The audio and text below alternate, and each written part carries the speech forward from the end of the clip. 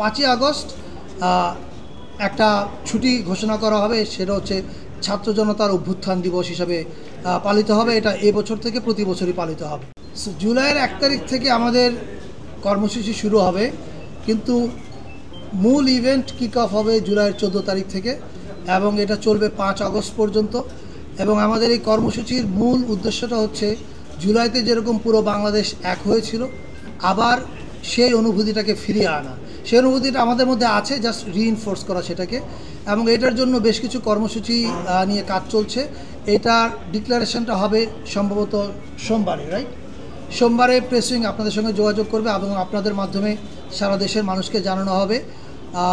আপাতত আমার বলবার এইটুকুই আছে। এবং 5ই আগস্ট একটা ছুটি ঘোষণা করা হবে, সেটা হচ্ছে ছাত্র জনতার অভ্যুত্থান দিবস হিসাবে পালিত হবে। এটা এবছর থেকে প্রতি বছরই পালিত হবে।